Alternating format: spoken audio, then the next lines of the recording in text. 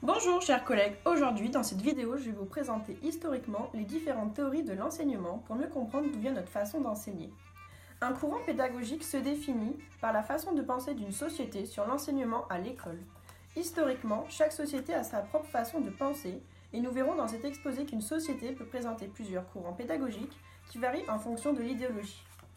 Les programmes de formation quant à eux sont l'application concrète du courant pédagogique dans la salle de classe. C'est le gouvernement québécois qui les instaure et les valide. Les programmes pédagogiques évoluent dans le temps avec les différents courants, mais aussi en fonction des réformes gouvernementales de l'enseignement. Je vais vous présenter 5 courants pédagogiques qui ont traversé le XXe siècle au Québec pour mieux comprendre l'enseignement actuel. Le behaviorisme. Ce courant a couvert toute la première moitié du XXe siècle. Il a été appliqué par le Comité catholique du Conseil de l'instruction publique et promeut des valeurs québécoises avant tout religieuses, mais aussi agricoles, patriotiques et familiales, c'est-à-dire la tradition. L'enseignant est l'autorité, il enseigne un savoir pour que l'élève développe un certain comportement, en rapport avec les valeurs énoncées. La religion est l'objet principal de l'enseignement. C'est avec la Révolution tranquille que le rapport à l'enseignement évolue et va s'améliorer. On veut que l'élève soit plus actif en cours. On décide aussi que les sciences et la philosophie doivent être davantage enseignées. Il y a de plus une volonté de séparer l'école et la religion en la plaçant du côté du gouvernement, en l'institutionnalisant. C'est dans ces contextes que naît le courant humaniste. L'élève devient l'enjeu principal dans l'enseignement qui vise son développement personnel. La liberté, l'autonomie, l'individu et son rapport à la société sont des valeurs centrales. Le rôle de l'enseignant est placé comme plus réaliste, plus humain, à l'écoute des besoins des élèves. L'approche humaniste a tout de même des limites. Le pays se modernise et l'école doit prendre en compte cette évolution. Le néo-behaviorisme allie les pratiques pédagogiques et le développement des habiletés des élèves. Ce courant met en avant des savoir-faire pour répondre aux besoins d'une société dorénavant démocratique.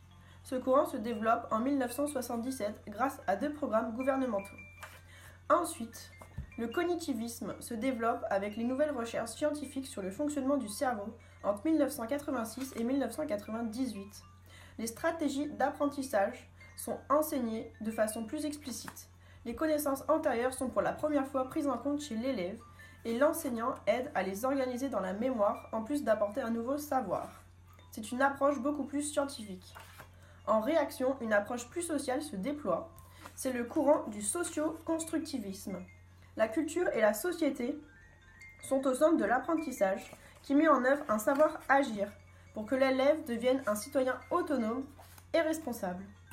Aujourd'hui, les programmes de formation sont renouvelés régulièrement par le gouvernement car la société ne cesse de changer. Aujourd'hui, il y a 3 programmes de formation en fonction de l'âge de l'élève, le primaire, le secondaire premier cycle, le secondaire deuxième cycle.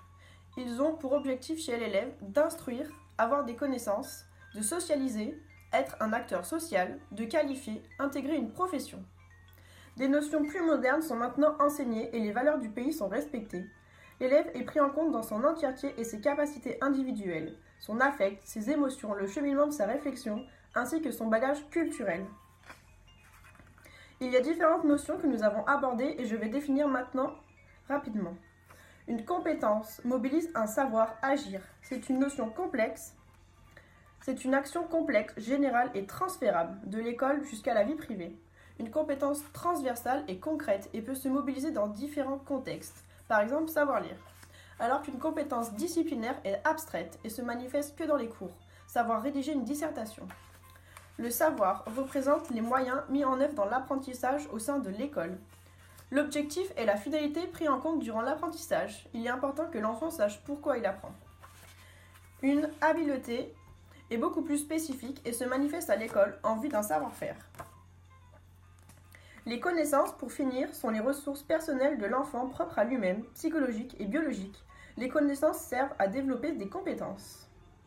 Le Québec classe les sources de connaissances en 5 familles. Les langues, les mathématiques, les sciences et la technologie, l'univers social et les arts, le développement de soi.